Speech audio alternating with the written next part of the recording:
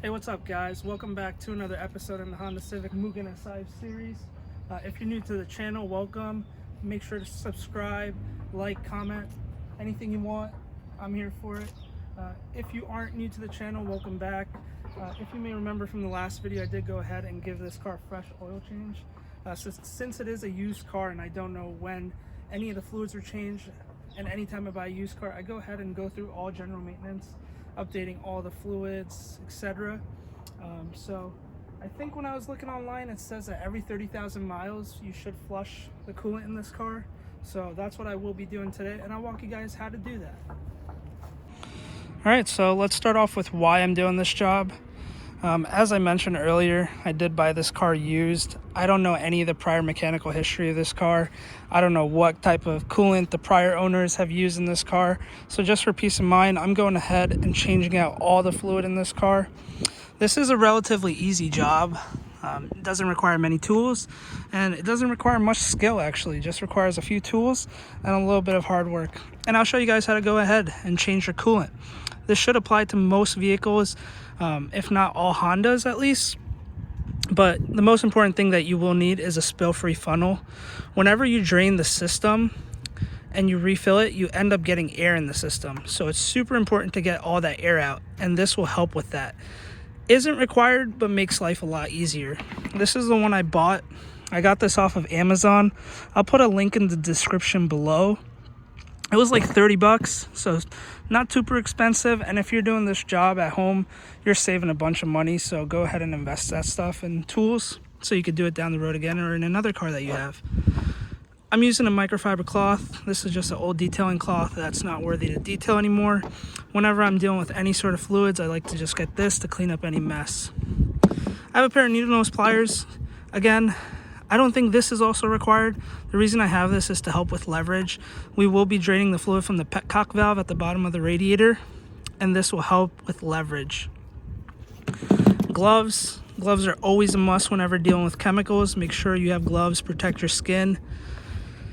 This, another thing that you probably don't need for this job, but whenever I deal with any fluids or get underneath the car, I find an oil leak or something, I like to just clean it up. It helps trace them down the road. So I always keep brake cleaner handy whenever I do anything on the car. You'll need 2 gallons of Honda genuine antifreeze. This is type 2, so this is not what the older Hondas took. This is blue in color. The older ones took green. The reason that I got 2 is because this car requires 1.5, I think, when you drain the radiator. And then over here to the left, catch pan for the old fluid, jack, and jack stands. Again, a lot of people just jack their cars up and they don't put it on stands, and it's pretty dangerous. If your jack fails or your jack leaks, the car can come down on you. So super important not to get yourself in those positions. All right guys, let's get started. On a side note, I love this car, man. The color, everything about it, all the little extra Mugen pieces just makes this car stand out so much. And that's why I'm doing all this, because I love this car. I want to build it.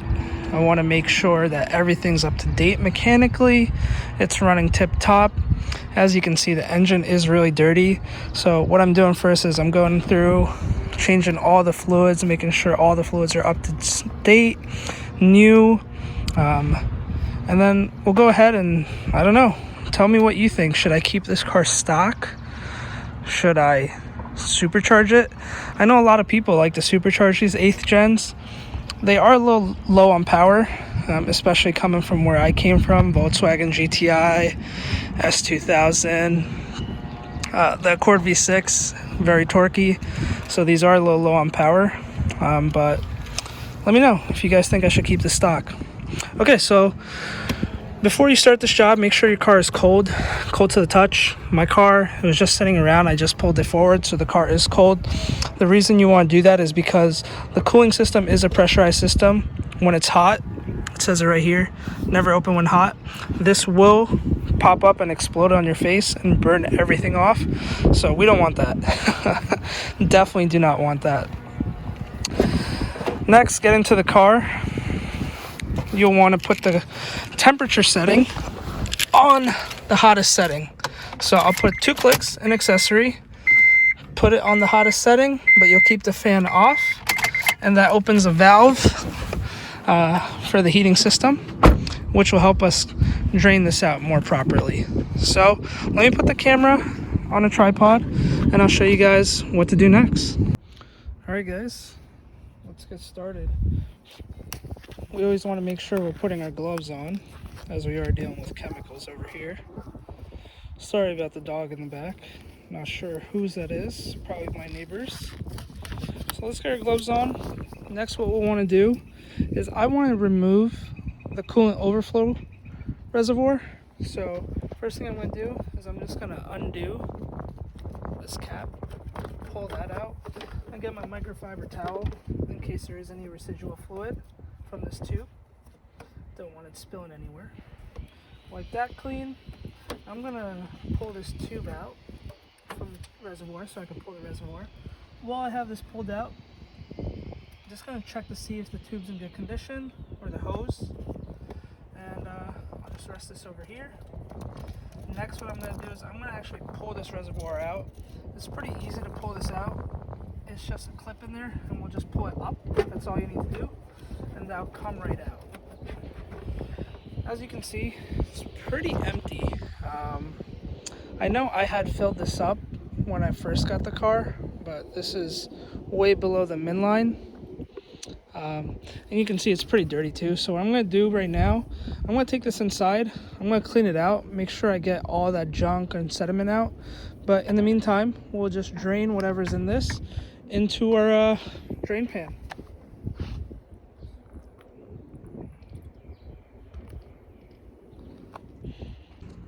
All right, so got that out, got this all cleaned up. It's looking nice and clean. Taking a look on the inside, no dirt or anything. So I'm just gonna put this over to the side, let it dry. I did clean it out with some Dawn dish soap. So we're just gonna let that dry on the side. I didn't see any cracks or anything, so I think we're good to reuse that. Again, I checked this. This all looks good. These hoses, cap is good. Maybe I'll just hit this with some brake cleaner, or I'll even pull this off and clean this off as well. And that's the clamp I was talking about. You can see that the reservoir, it had like a little notch on the side, and that goes into there. So the car's cool. We can make sure that this is full, and you can see that this is already low as well. So it's probably a good thing that I am going in and I'm changing this. I'll clean this up later too. Next, what I'm going to want to do is I'm going to want to raise the car. So let me put the phone on a tripod, and I'll raise the car and we can start draining this out.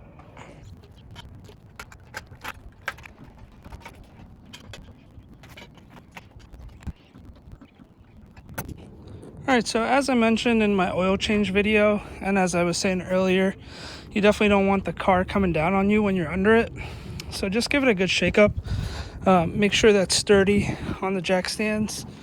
I'm a big fan of living, so I always like to make sure that whenever I get under a car that it's pretty sturdy. You won't have to get too deep underneath this because it is right in the front near the radiator. So let's start off with our catch pan. You can see that the fluid is blue. That was in the overflow, but let's see what it is when I start draining it. Getting right under the car, there's our petcock valve. I'm gonna see if I can release it without the needle nose pliers, which I was able to. So you probably won't need that, but it was a little tough. So let me go ahead and start loosening this, and you'll see the fluid start dripping out of this hole. Unlike an oil change, you don't want to loosen this too much. It will come out like that.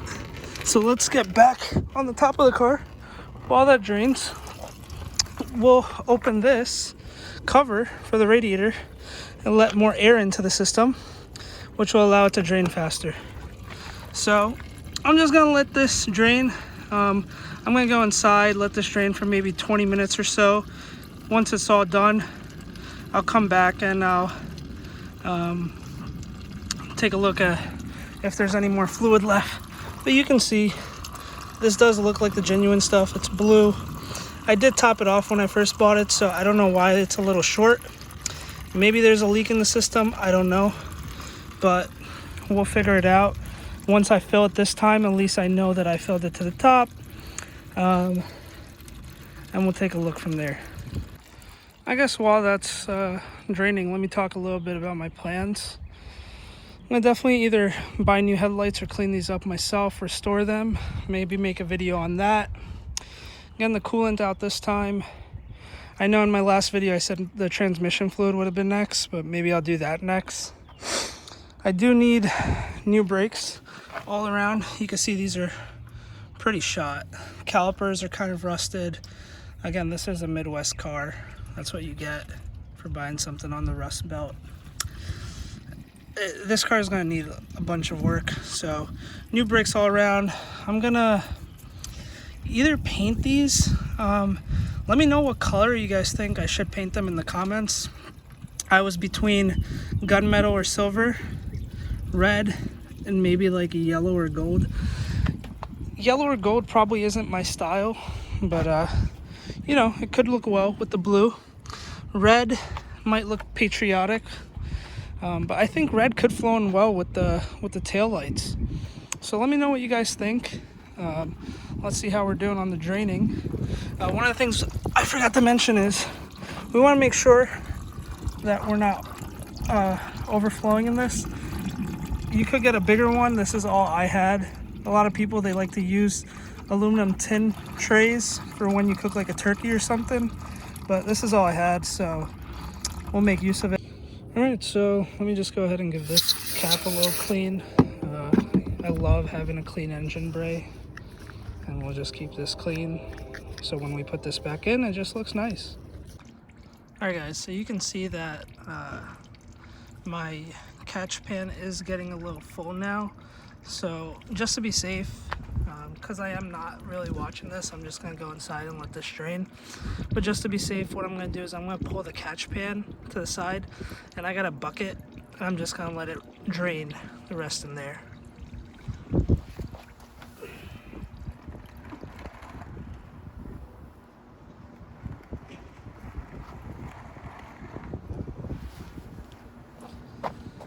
What I'm gonna do is I'm actually gonna go underneath and I'm gonna pull the entire petcock valve out.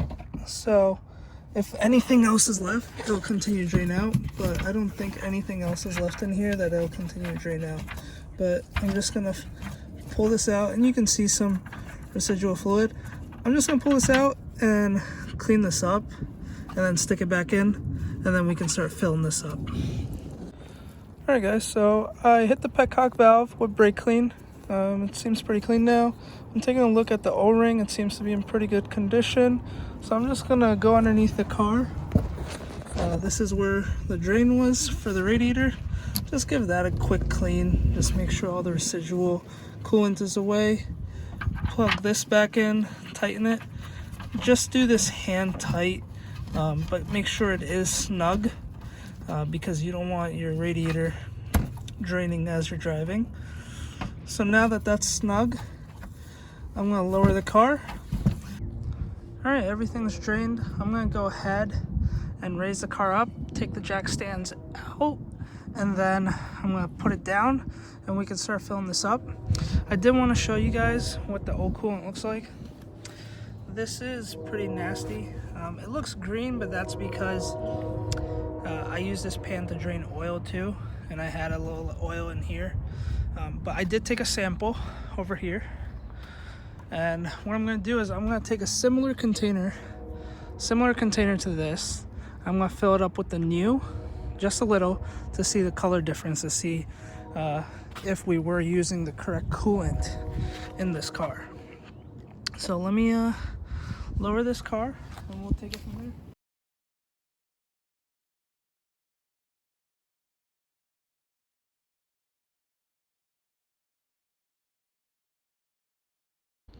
Alright, so coolant's all drained. I got the car lowered. I still have the radiator cap off. What I'm going to do is I'm going to put this back in the car. the coolant overflow reservoir. There's a channel right here that will match up with the channel right there. So let me put that back in and we can start filling her up.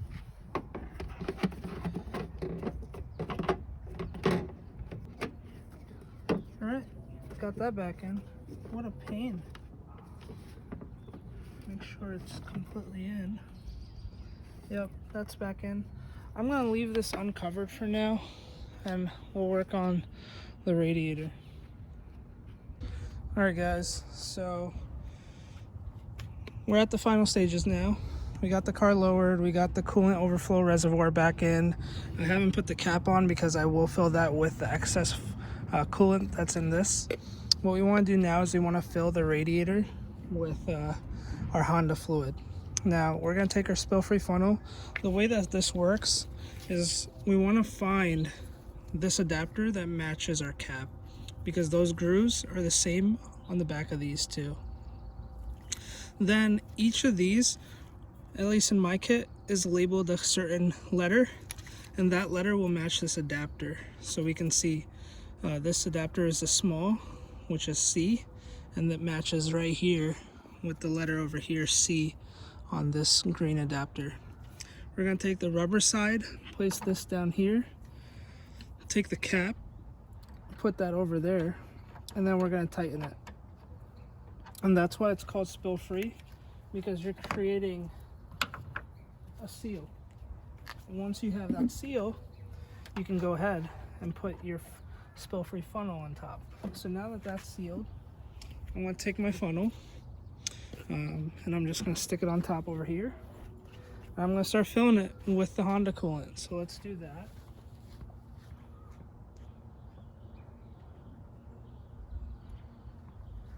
This is the good stuff. We're going to fill her up. She's going to drink this stuff. And then she'll be acting pretty much the same. But I'll have peace of mind, which is what I look for when I own a car. So let's fill this up. Now, what I'm going to do, I'm going to fill it a little bit. I'm just going to check underneath the car to make sure that nothing of this is leaking out. And we're good. So I'll just continue on putting this in.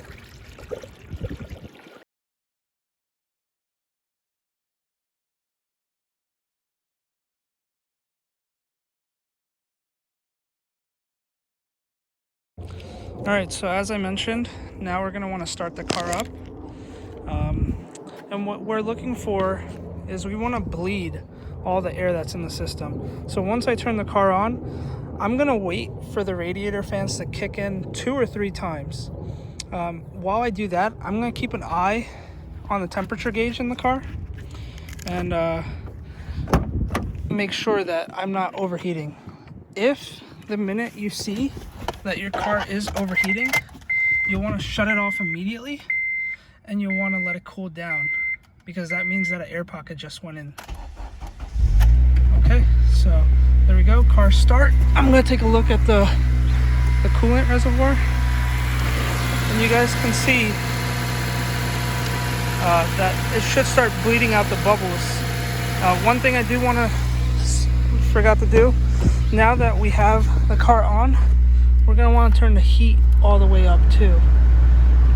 Okay, let the car warm up, let the radiator fans kick in twice, and you'll see those air pockets flew out.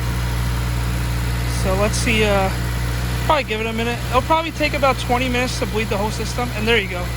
You can see those bubbles come out. And that's just an air pocket within the system. And now the coolant will go fill that up and it'll get lower. But we want to see these happen more frequently.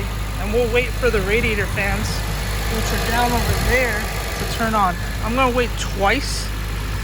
While I'm here, you can see it happen again. But while that's happening, I'm going to go in the car, keep an eye on the temperature gauge, make sure that's not overheating. The car's cold right now, so I'm not too worried, but I have the heat on full blast. Keeping that going. And there you go. And I'll continue watching this, and I'll just cut forward so you guys don't have to sit here and watch this, because this will be a painfully slow process. Alright, so while I wait for the cooling system to bleed, what I'm going to do is I'm going to take the old coolant that I took out of my car, pour it into this jar, and then I'm just going to go drop it off at AutoZone. So let me take care of that. I took everything out of this one. There's nothing left here. I'm just going to take this and start pouring it in. Just make sure you're keeping an eye on where you currently stand in terms of coolant. Alright guys, so I got a little sidetracked and I finished up whatever was left. All the coolant was bled. I stopped the no leak funnel, I put the plug in. Whatever remainder was, I dropped it in here. It's a little over the max. It's not gonna hurt anyone. But everything's good. I had the fans kick on 3 times. Cooling system's bled. Heat's working. Everything's good. So I appreciate you guys watching this video. Alright, so if you guys want any more content, let me know what you're looking for. Probably next video I'm going to either do the transmission fluid flush, or I'll probably do the brakes. Something, we'll figure it out. It is a little cold out here, so in Jersey it's 55 even though I'm in half sleeves. So it makes it hard to get a lot of content out, especially with the rain and the cold weather. But you know, slowly but surely we're getting into spring. And I'll catch you guys in the next one. Peace. Make sure to like, comment, subscribe, and I'll catch you guys later.